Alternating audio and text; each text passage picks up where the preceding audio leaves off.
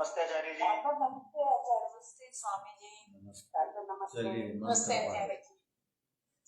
ओम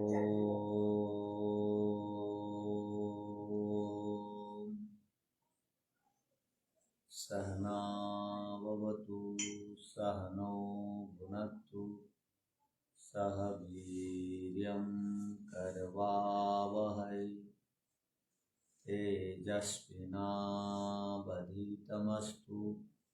मा विद्विषावहै।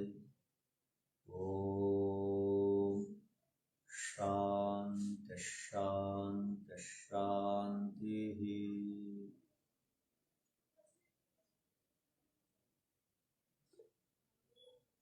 तुमना माता जी कृपया माइक को म्यूट कर लीजिए। धन्यवाद।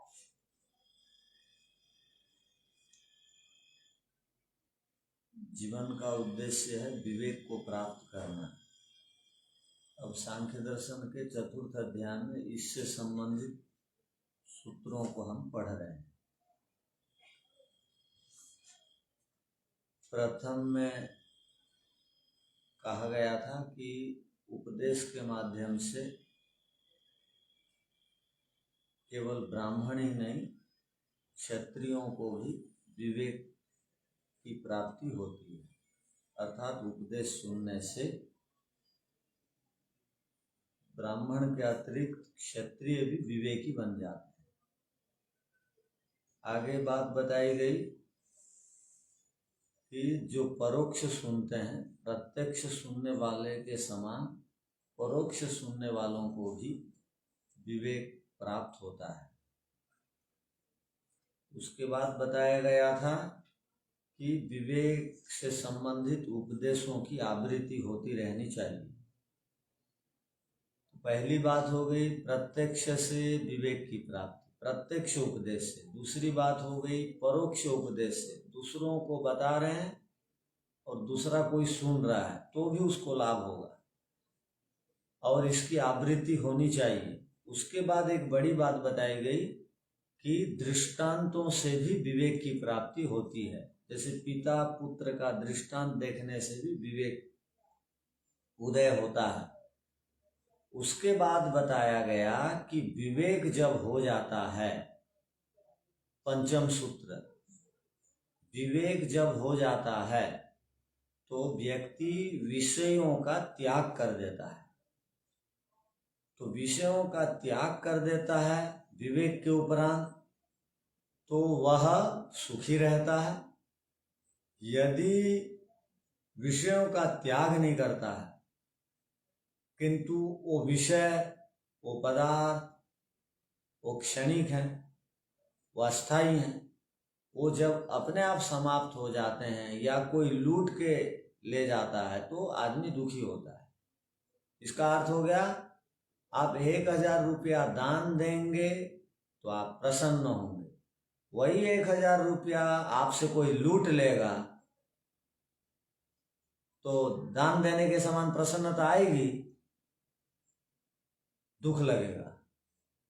तो वैसे ही विषय अपने आप छोड़ देते हैं तो सुखी होंगे। विषय अर्थात संपत्ति, धन, सम्मान आदि जब हमारे से छूट जाते हैं या बच्चे ले लेते हैं चाबी जबरदस्ती, तो उस समय व्यक्ति दुखी होता है।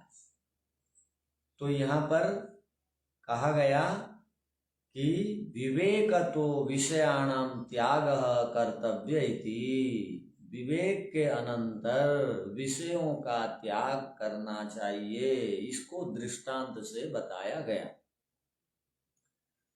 तो ये सूत्र का अर्थ लिखे हैं क्या? पंचम सूत्र नहीं। तो यहाँ बताया गया था शेनवत, बाज पक्षी के समान, सुख दुखी, सुखी और दुखी, त्याग के साथ सुख का संबंध है और वियोग के साथ दुख का संबंध है।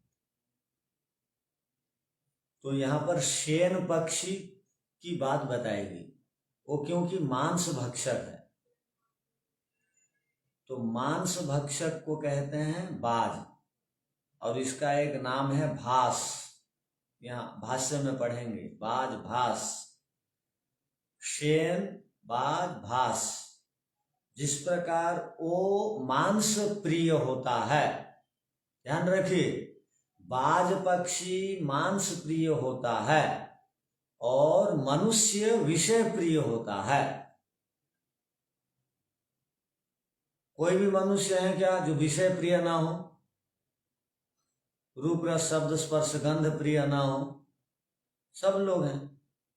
तो विषय प्रिय है मनुष्य, मांस प्रिय है बाज। तो वो मांस को छोड़ना नहीं चाहता और व्यक्ति विषय को छोड़ना नहीं चाहता। दोनों में समता है, तुल्यता है। तो जब इसके विषय छूट जाते हैं तब ये दुखी होता है। वैसे वो भी मांस को उससे छोड़ लेने के बाद, छुड़ा देने के बाद वो दुखी होता है। दोनों में समानता है। यदि विवेक उत्पन्न होने के बाद विषय प्रिय व्यक्ति स्वयं में वो छोड़ देता है विषयों को तो सुखी रहता है। वैसे ही बाज पक्षी जब समस्या आई, समस्या मैं ना मारा जाऊं, चोट ना मिल जाए, इस दृष्टि से भी अगर विषयों का, मांस का त्याग कर देता है तो सुखी होता है। ये सूत्र के माध्यम से समझाया गया है। बात समझ में आ गई हो? तो मनुष्य कैसे हैं, क्या प्रिय हैं? विषय प्रिय हैं। विषय प्रिय। तो सब लोग विषय प्रिय हैं क्या?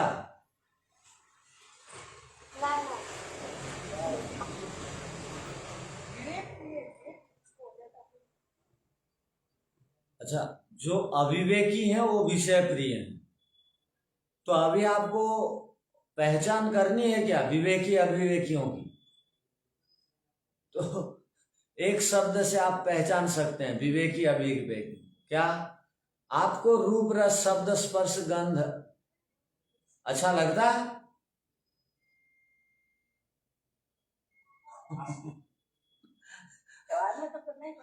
नहीं, अच्छा लगता है या नहीं? बस, तो इसका मतलब है अब विवेक नहीं हुआ है।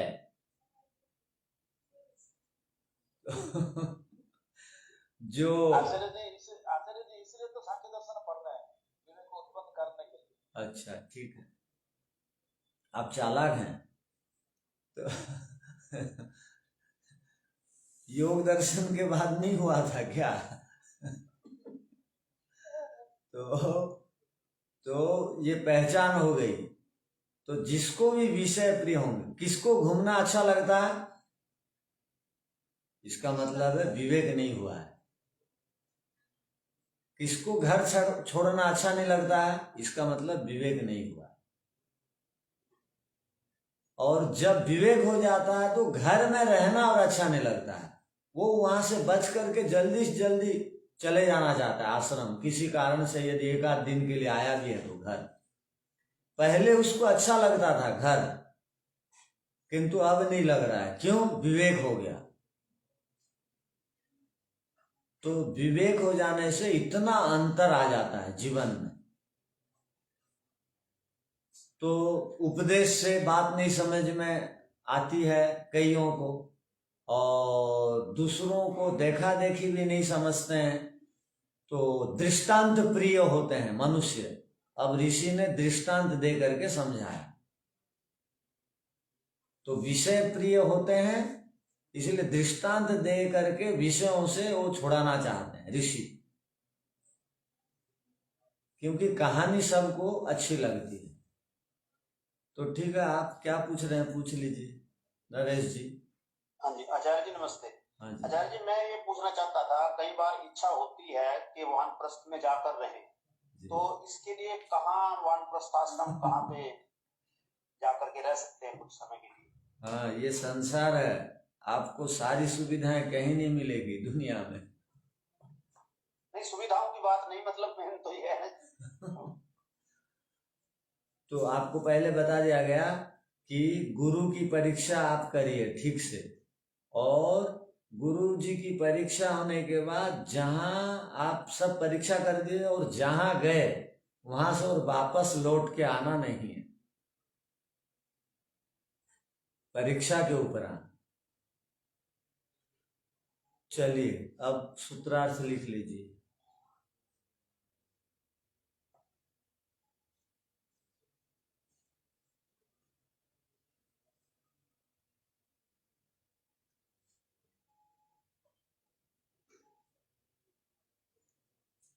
भूमिका, विवेक के लिए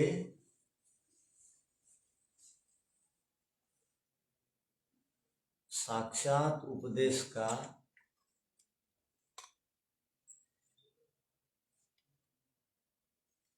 कथन किया गया।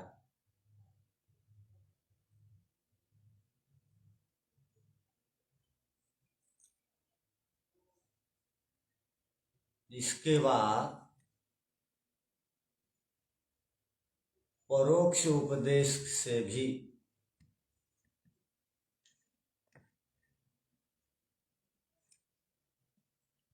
विवेक होता है, इस पर कहा गया।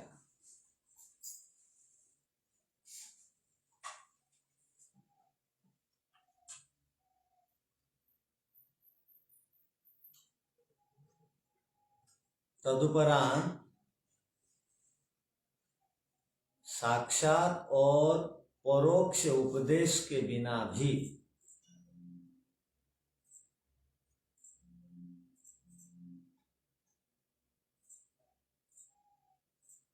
केवल घटनाओं से भी विवेक होता है।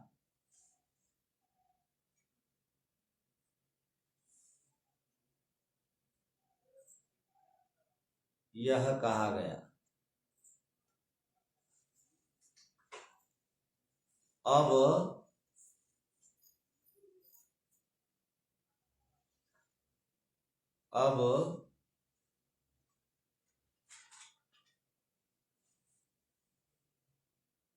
विवेक के उपरांत विषयों का त्याग करना चाहिए।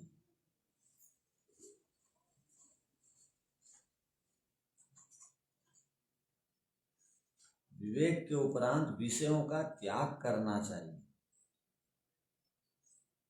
इसको बताने के लिए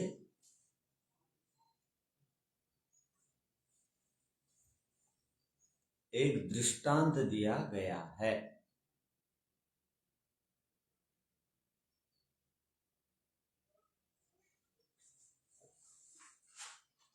अर्थात विषयों का त्याग करें।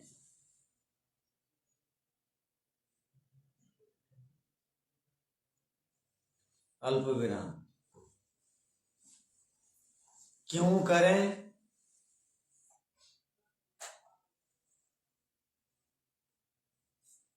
इसके लिए एक दृष्टांत दिया जाता है।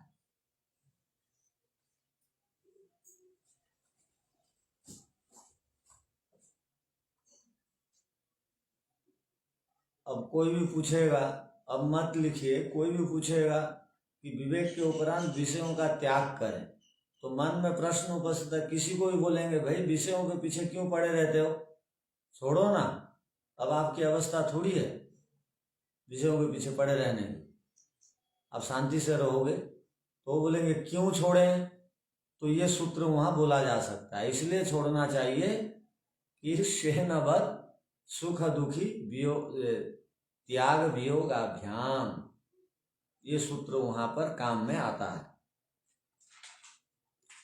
लिखिए अब सूत्रार्थ।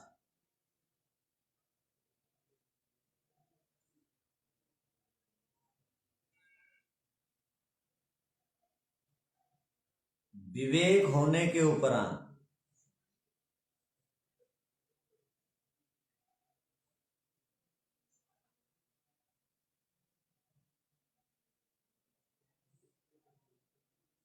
विषयों का त्याग हो जाता है।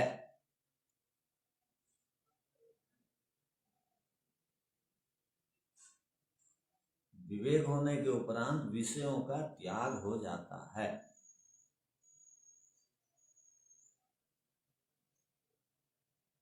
बाज पक्षी के समान।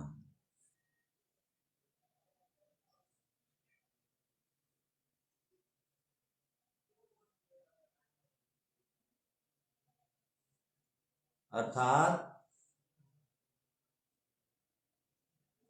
जैसे शेन बराबर बाज पक्षी,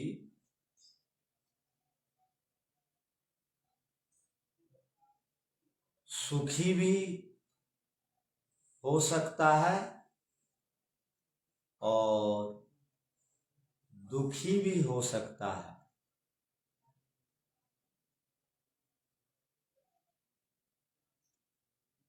कैसे? अल्प विराम के बाद कैसे प्रश्नवाचक। त्याग और वियोग के द्वारा।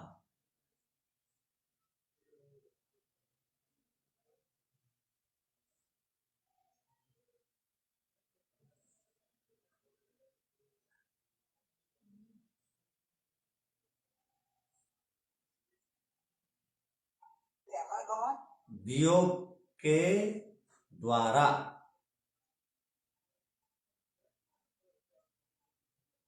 जिस प्रकार बाज पक्षी, जिस प्रकार मांस भक्षक या मांस प्रिय बाज पक्षी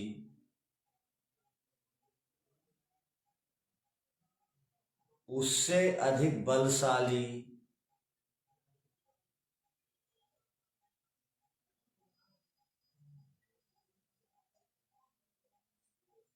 मांस भक्षी पक्षियों के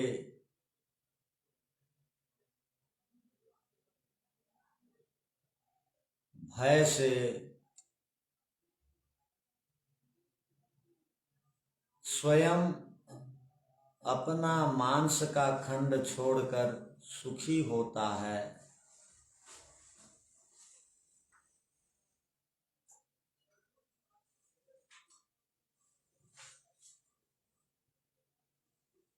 यदि अपना मांस का खंड को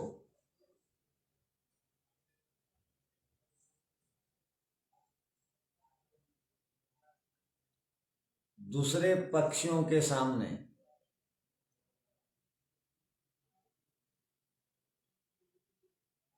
नहीं छोड़ने पर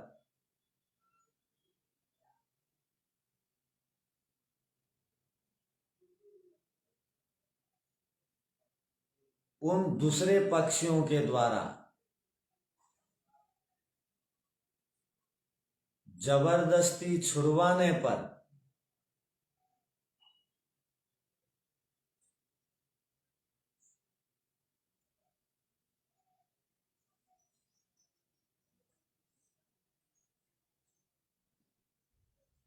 घायल या मारा तक जाता है।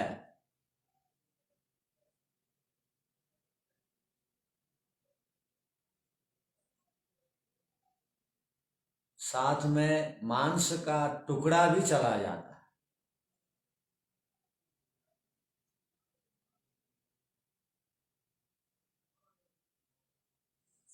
वैसे ही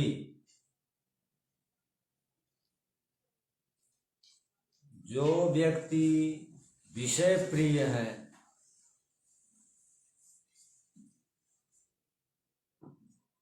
जो व्यक्ति विषय प्रिय है, वो यदि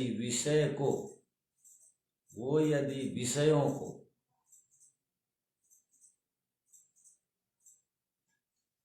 स्वयं उसमें दोष देखकर छोड़ता है तो सुखी रहता है।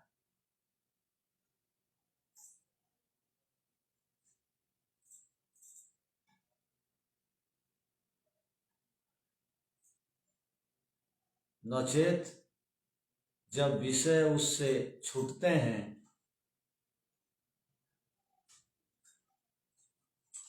या जब विषय उससे छूटते हैं, नचेत जब व्यक्ति से विषय छूट जाते हैं या छुड़वाए जाते हैं तब वह व्यक्ति दुखी रहता है।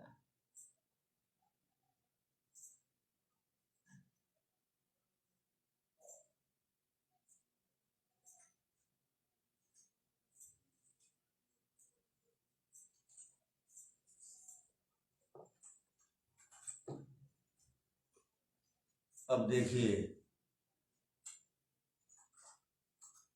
विवेकतो विषयाणां त्यागः कर्तव्येति दृष्टान्तेन आह। विवेक के द्वारा विषयों का त्याग करना चाहिए, कर्तव्य माने, इसको दृष्टांत के द्वारा कथन कर रहे हैं, कह रहे हैं। शेनवत् सुख दुखी त्याग वियोगाभ्याम। शेनवत् सुख दुखी, शेनो को खोल रहे हैं। अब देखिए, मांस भक्षक पक्षी, मांस भक्षक पक्षी। भासः, वो भास है।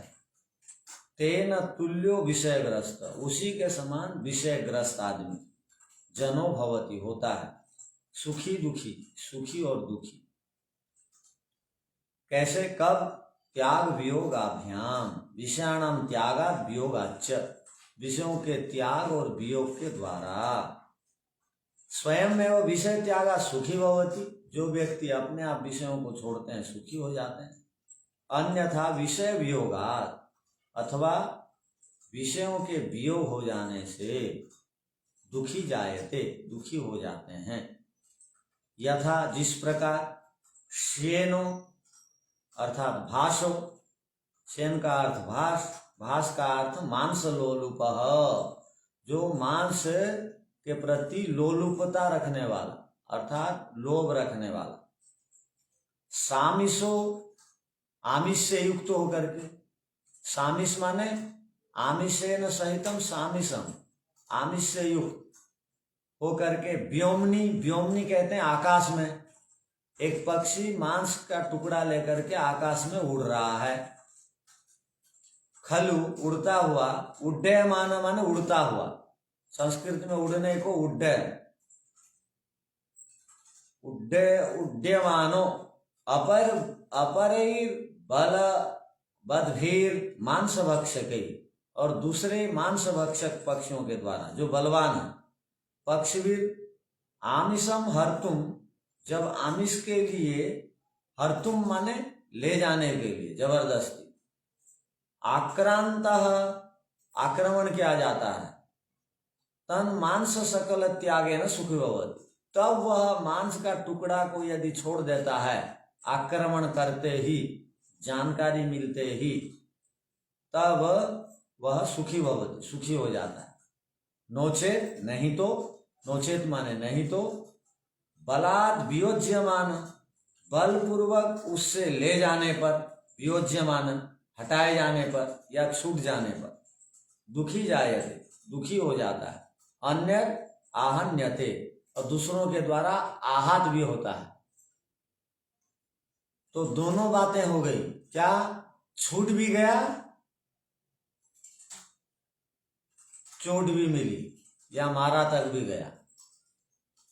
उक्तम ही, कहा भी गया है। इसको, प्रमाण को सिद्ध करने के लिए और एक प्रमाण दे रहे हैं भाष्यकार। अर्थात जब बार बार प्रमाण वाक्यों को पढ़ते हैं तो वो दृढ़ बनता है, ध्यान दृढ़ता से स्थापित होता है अंतःकरण में। क्या? सामिसम कुररम जघ्नोर, कुररम कहते हैं पक्षी को, वो आमिष से युक्त कुरर जो पक्षी है, जघ्नुर खाता हुआ, बलिनो अन्य निरामिषाः, जो आमिष से अब युक्त नहीं है, ऐसे बलवान पक्षियों के द्वारा आक्रमण करने पर, तद आमिषम परित्यज्य, उस आमिष को छोड़ करके, स सुखम समविन्दत, वो सुख को प्राप्त होता है। ये एक श्लोक हो गया, कहीं का वाक्य है, यहां पर उद्धृत किया गया है।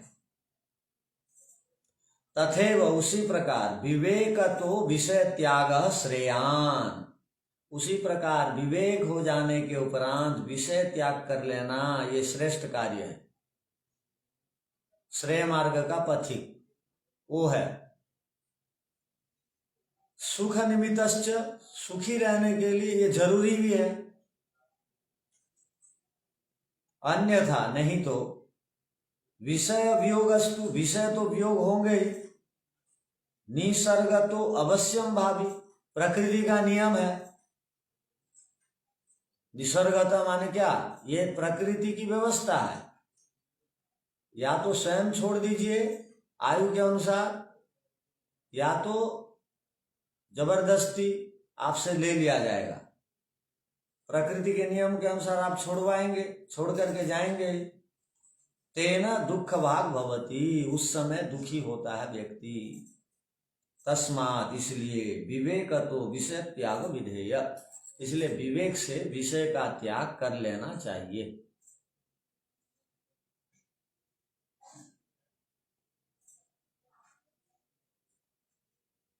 अब आगे का सूत्र देखिए।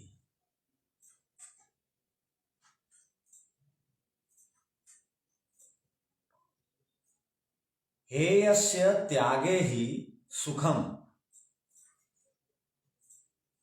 हेयस्य, योग दर्शन में 4 बातें आई थी। हे, हे हेतु, हान, हानोपाय।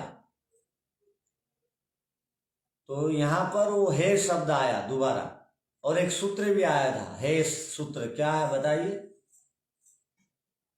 हेयम दुखम अनागतम। बहुत बढ़िया। तो इसका मतलब है,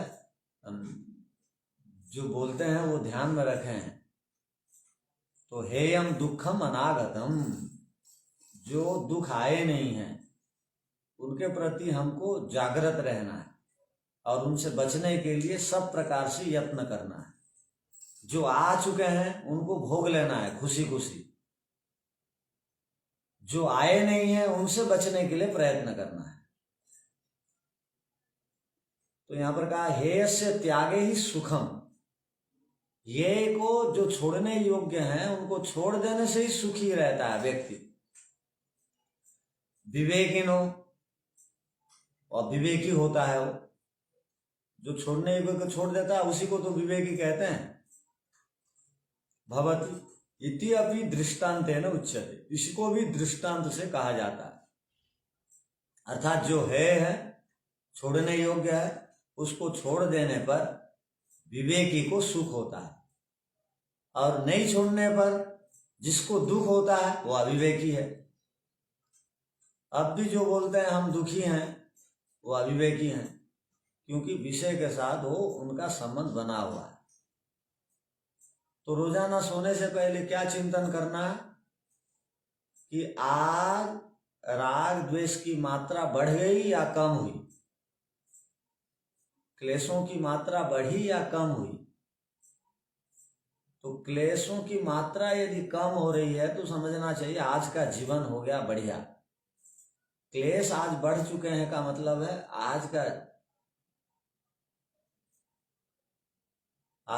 आज मेरी स्थिति ठीक नहीं थी।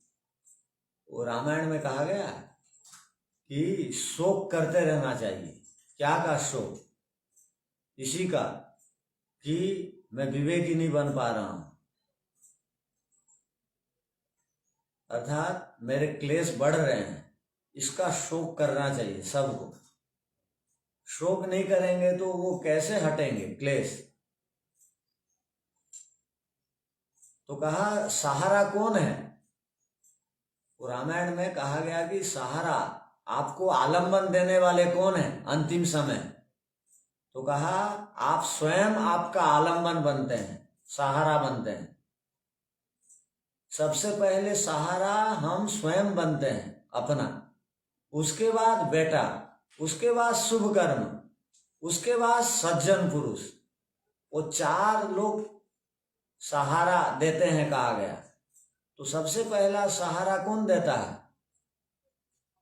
वो सहारा कंपनी वाले भी सहारा नाम दे करके वो गड़बड़ कर दी, लोग भरोसे में बहुत जमा कर दिए।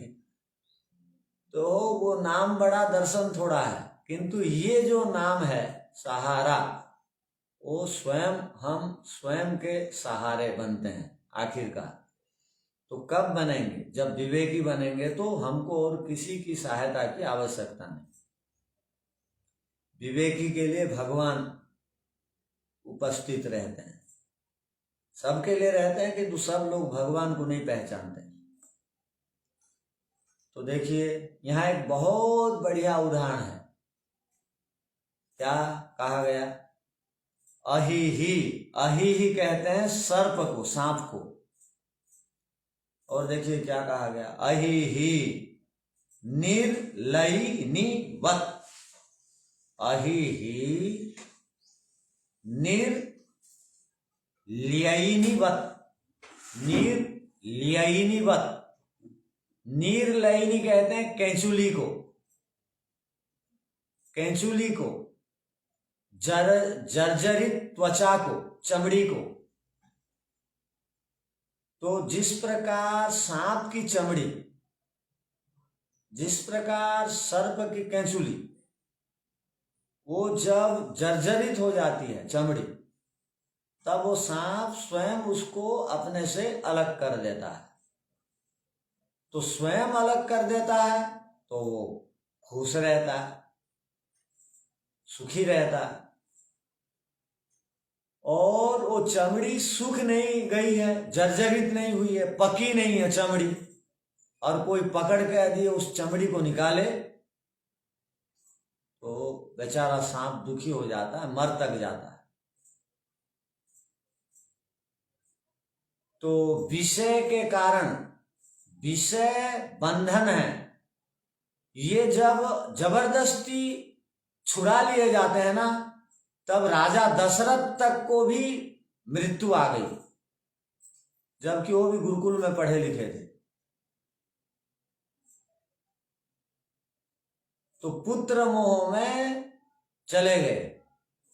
तो वो दृष्टांत से हमको सीख लेने की आवश्यकता है। तो राजा तक भी यदि मोह में पड़े हैं तो सामान्य प्रजा की स्थिति क्या होगी हम कल्पना कर सकते हैं। किंतु ये दर्शन को पढ़ करके उसको जीवन में उतारने के बाद और प्रभावित नहीं होगा व्यक्ति, मोह के चक्कर में नहीं आएगा। तो यहां पर कहा कि अही सांप को कह रहे हैं, और चमड़ी को क्या बोलते हैं? कैंचुली को निर्लयिनी वत कहते हैं, समान। तो निर्लयिनी, निर्लयिनी तो जीर्ण त्वचा को कहते हैं। तो यहां उदाहरण दिया गया कि सांप के कैंचुली छोड़ने के समान। सूत्र का अर्थ क्या हो गया? सांप के कैंचुली छोड़ने के समान। जिस प्रकार सांप कैंचुली को छोड़ करके सुखी होता है, दुखी नहीं होता है, उसी कैंचुली को अर्थात उसी चमड़ी को वो जीर्ण नहीं हुई हो और कोई खींच करके निकाले तो दुखी होता है। इसी प्रकार हम भी स्वयं विषयों में दुख देख लेते हैं 4 प्रकार, और उनको अपने आप छोड़ देते हैं। तो राजपाट छोड़ने पर भी राजा जनक के समान, राजा याज्ञवल्क्य के समान, राजा भर्तृहरि के समान, राजकुमार बुद्ध के समान और महर्षि दयानंद के समान दुख नहीं होता। यदि जबरदस्ती उनसे कोई छीन के ले जाता, अब देखिए तो वो घर छोड़ने के बाद एक दिन भी पता नहीं किए किसी से कि हमारा राजपाट, मेरे पिता माता, मेरे भाई बंधु, हमारी संपत्ति को कौन भोग रहा है, क्या चल रहा है, कहीं पर भी पता नहीं की। इसी को कहते हैं विवेक। तो छोड़ देने के बाद जो प्रसन्नता होती है, उस प्रसन्नता के आगे दुनिया भर की प्रसन्नता कुछ भी नहीं। तो यहां पर बहुत बढ़िया उदाहरण देकर के समझाया गया। अब सूत्र का अर्थ लिख लीजिए।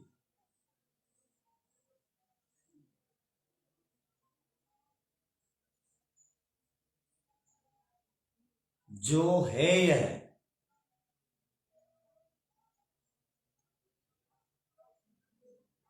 अल्प विराम, छोड़ने योग्य है,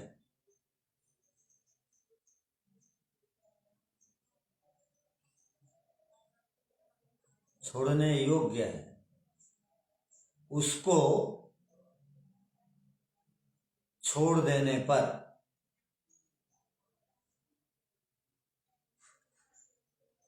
विवेकी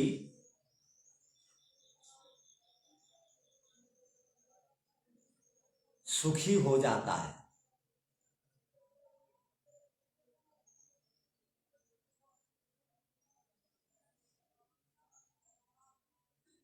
और छोड़ने योग्य को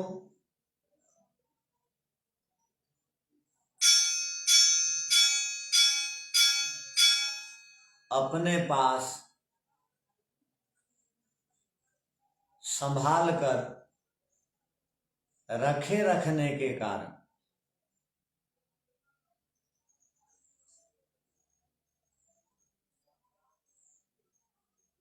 अविवेकी दुखी रहता है।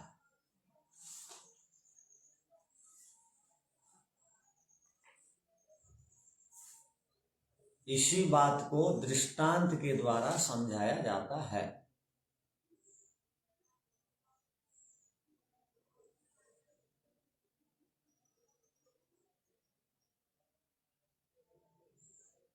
सूत्र में अहि शब्द आया, सूत्र में अहि या अहिर शब्द आया, जिसका अर्थ होता है सांप, सर्प।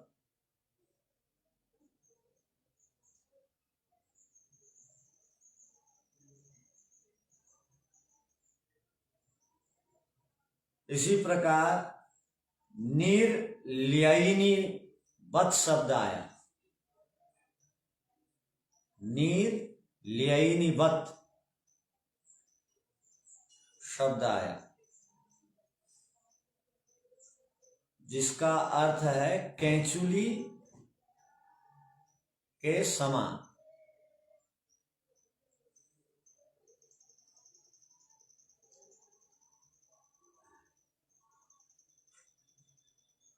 अर्थात सांप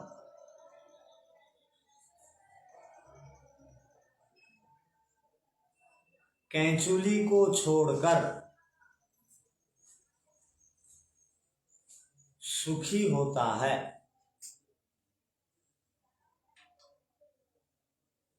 दुखी नहीं होता।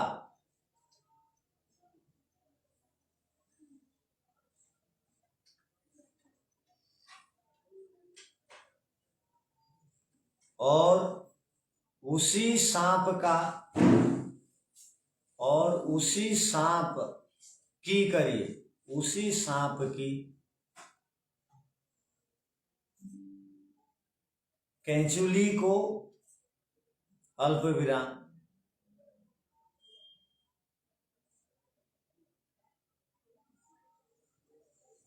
जीर्ण चमड़ी को, कैंचुली माने जीर्ण चमड़ी को कोई खींच करके निकाले तो दुखी होता है।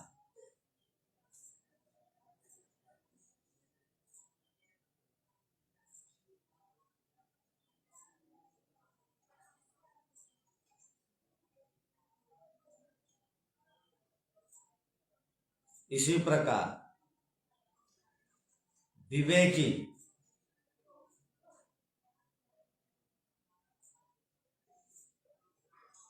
जब स्वयं विषयों को त्याग देता है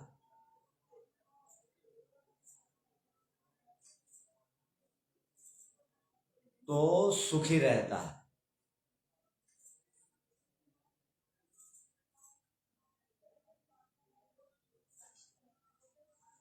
और वही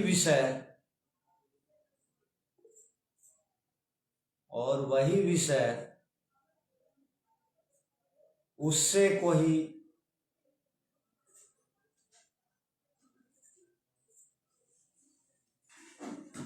छुड़वाता है या छीन कर ले जाता है तो दुखी हो जाता है।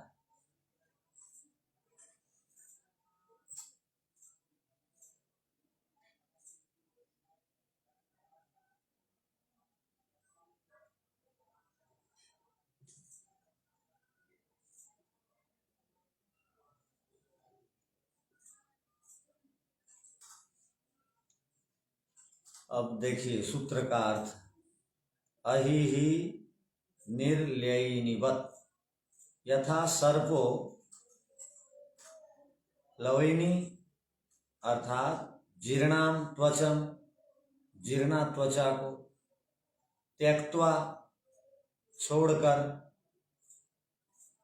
सुखी भवति सुखी रहता है,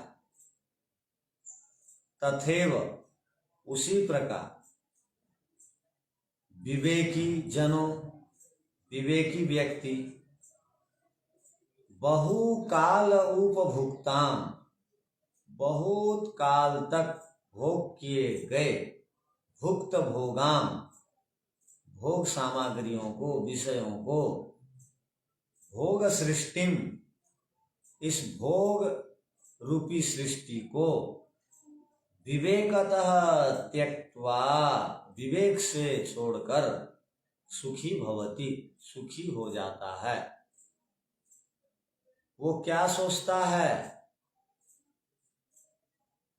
वह संसार को देख करके, सांसारिक पदार्थों को देख करके क्या सोचता है कि